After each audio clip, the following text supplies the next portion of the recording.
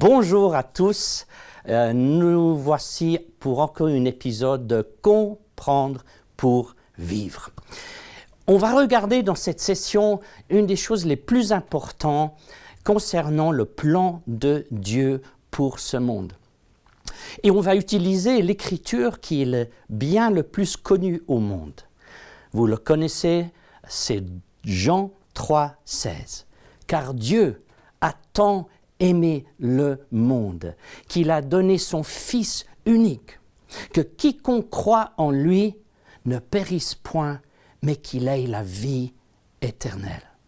Et le verset 17 nous dit ensuite que Dieu n'a pas envoyé son Fils pour juger ou condamner le monde, mais que par le Fils, le monde soit sauvé. Plus que jamais, il est important que nous sachions en tant que chrétiens et que le monde sache en qui nous croyons. En qui nous croyons. Quel est le plan de Dieu autour de ce verset? Les gens me disent, mais pourquoi Dieu a envoyé son Fils? C'est clair, Dieu, la Bible nous dit, est esprit. Esprit éternel, esprit invisible. On nous a dit que nul n'a vu le Père tel qu'il est. Le Père étant esprit n'est pas vu des hommes. Jésus a dit, vous n'avez jamais vu sa face, ni entendu sa voix. Dans le Fils, il a toute la plénitude du Père. Nous savons que par le Fils, le monde a été créé. Toutes choses qui ont été créées par la parole étant le Fils de Dieu. Et Jésus-Christ, dans le Nouveau Testament, s'appelant Yahweh dans l'Ancien Testament, toutes choses ont été créées par lui. Sa création de l'homme s'est faite et il a placé l'homme dans le jardin d'Éden. Et vous savez, à ce temps-là, et si seulement c'était la même chose aujourd'hui, il n'avait qu'une seule règle. Il a donné une seule règle à Adam, c'était « Tu ne mangeras pas le fruit de la connaissance du bien et du mal ». Ah, si seulement on avait juste une règle aujourd'hui, mais malgré cela, le libre arbitre en Adam a fait, et même qu'il a été averti, il a quand même mangé de ce fruit et il a reçu le jugement de Dieu et il a été condamné à mourir.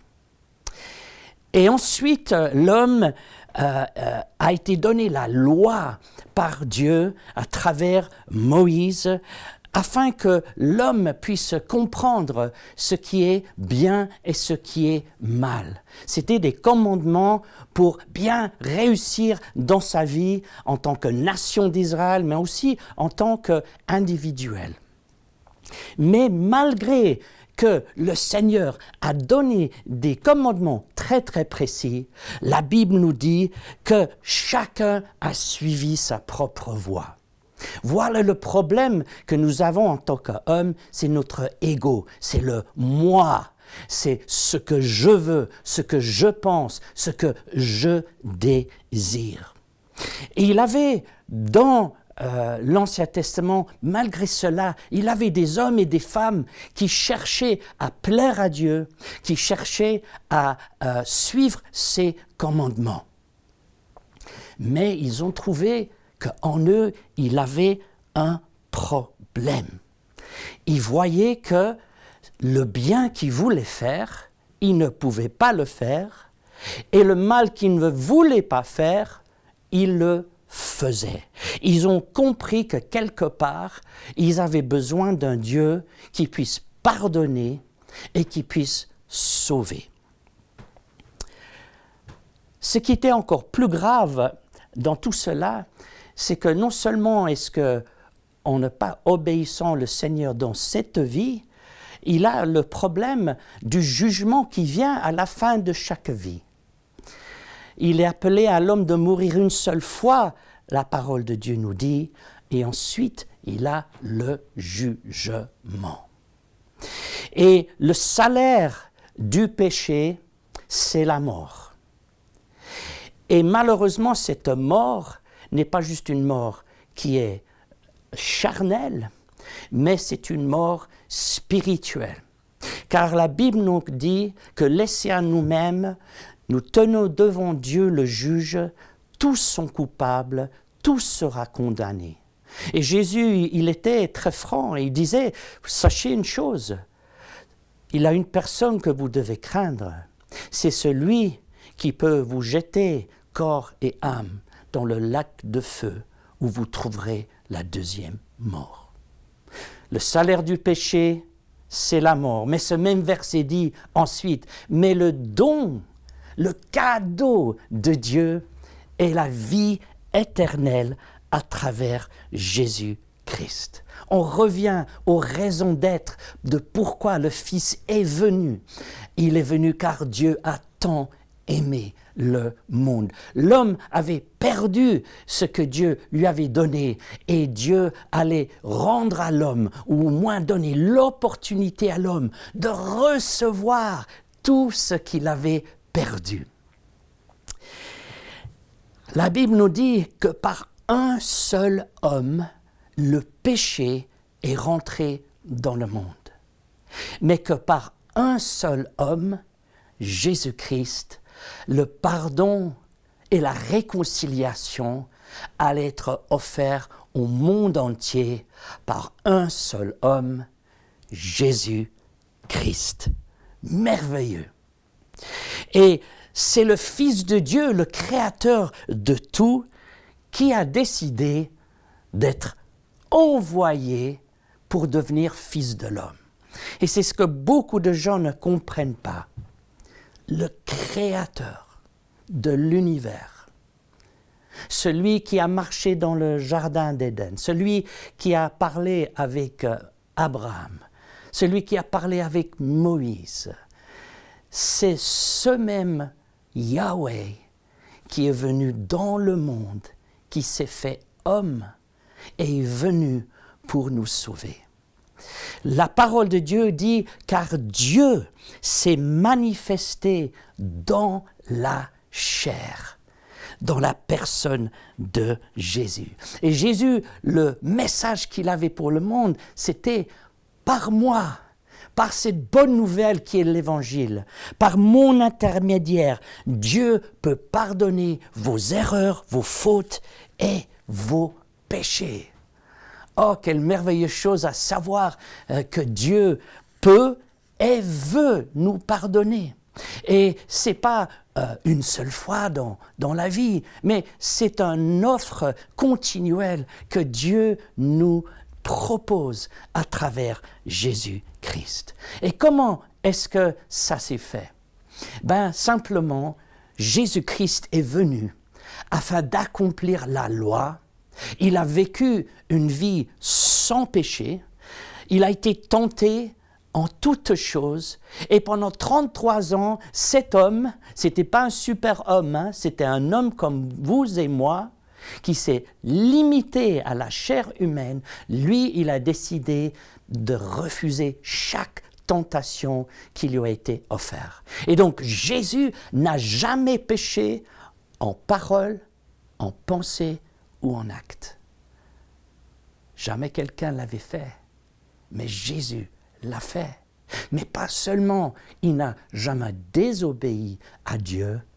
En plus de cela, il a toujours obéi à son Père. Et Jésus a dit des paroles qui avaient convaincu beaucoup de gens quand il a dit « Je fais toujours les choses qui plaisent à mon Père ». Et donc par cela, Jésus-Christ, par son obéissance, méritait de vivre pour toujours parce qu'il n'avait point de péché, donc pas de salaire de mort. Mais voyez-vous ce que Jésus a décidé de faire? Il a fait un marché qui était déjà conclu avec Dieu, mais il a dit, moi, je donne ma vie, vie que je pourrai garder, afin que ceux qui perdront leur vie à cause du péché puissent vivre éternellement. Il a renoncé au droit de vivre pour toujours en disant « Je donne ma vie, je cède mon droit afin que ceux qui croient en moi puissent vivre éternellement. Et Dieu a pardonné car Jésus a payé le prix pour nos fautes. Il a été un rançon, si on peut le dire, de nous libérer de la condamnation du péché dans nos vies. Lui, il est mort afin que nous vivions éternellement. Lui, il a été maudit afin que nous puissions être bénis.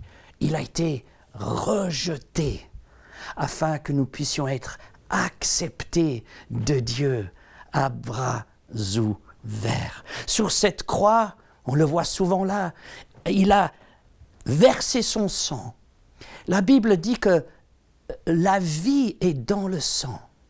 Et parce que Jésus-Christ n'a jamais commis de péché et a toujours fait la volonté de son Père, ces sangs-là étaient purs, étaient saints, sans tache.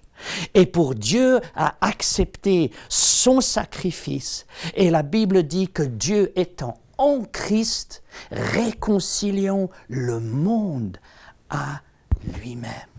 Vous vous rendez compte à quel point Jésus-Christ, le Fils de Dieu, Fils de l'homme, était pur, saint, que par sa vie seule, Dieu est prêt à pardonner chacun et chacune de nous.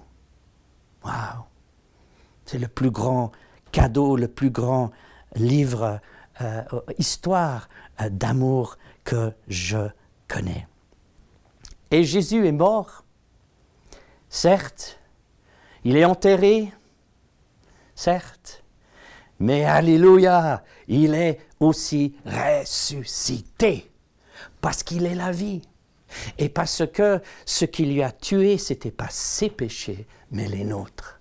Ils ont été cloués à cette croix. Et lui, l'auteur de la vie, est ressuscité le 3e jour. Et il a été vu par ses apôtres, par ses disciples. Plus de 500 personnes ont témoigné la résurrection de Jésus-Christ. Et c'est une résurrection qui leur a coûté très cher à beaucoup d'entre eux. Car beaucoup des martyrs, dans le temps après que Jésus soit parti au ciel, ils ont dû payer avec leur vie simplement parce qu'ils croyaient et prêchaient la résurrection de Jésus. Pourquoi? Parce qu'un Jésus ressuscité était un roi qui allait revenir, était un juge qui allait juger le monde, et ceci ne plaisait pas aux puissances de ce jour-là. Et donc beaucoup de gens sont morts parce qu'ils ont prêché la résurrection. Mais à quel point donc ils étaient convaincus? Jésus était ressuscité pour toujours, à jamais plus mourir. Gloire à Dieu. Et par sa résurrection, encore quelque chose de merveilleux. Dieu ne fait pas les choses à moitié, parce que nous ne sommes pas juste pardonnés par la mort de Jésus-Christ, mais par sa résurrection, nous recevons pleinement toute bonne chose de la part de Dieu par lui. Et la plus grande chose, c'est comme Jésus-Christ a été ressuscité, nous aussi, Jésus va nous ressusciter des morts et nous vivrons pour toujours. Celui qui croit en moi ne mourra jamais. Quelle merveilleuse chose de savoir qu'il a une vie qui nous attend, frères et sœurs, qui est une vie de gloire, d'amour, de paix, de joie continuelle, qui nous attend là, dans la présence de Jésus-Christ, dans les cieux. Combien ce message est merveilleux, et je peux en parler tous les jours, parce que c'est juste incroyable ce que Jésus a fait pour sa création. Il est devenu un de nous. Il y a même une chanson en anglais qui dit « What if God was one of us ?» Et si Dieu était un de nous? Ben, il l'était. Il est venu et il sait ce que c'est de vivre cette vie. Merveilleux.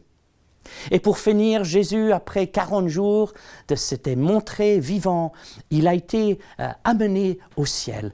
Il est parti et il s'est assis sur son trône. Là d'où il est parti, il est revenu, mais avec encore une promesse, encore plus merveilleuse, car il a dit, il est bien que je pars et que je vais au Père, parce qu'en allant vers lui, je vais pouvoir vous envoyer le Saint-Esprit. Et si vous ne connaissez pas le Seigneur Jésus aujourd'hui, je vous propose de faire un appel à lui. Il a dit, appelle-moi et je te répondrai. Croyez qu'il est venu, croyez qu'il est mort sur cette croix, ressuscité, qu'il est là pour vous maintenant en esprit, qu'il vous écoute et qu'il dit « Venez à moi, vous tous qui êtes fatigués et chargés, et je vous donnerai le repos que vous voulez. » Et vous allez joindre 500 millions de personnes dans le monde entier qui disent tous de différents pays, de différentes religions, « J'ai rencontré Jésus-Christ et il a changé ma vie à jamais. » Ça peut être votre témoignage. Que Dieu vous bénisse, que Dieu vous garde. Et c'est comprendre pour vivre. Rappelez-vous, c'est tout dans ce livre.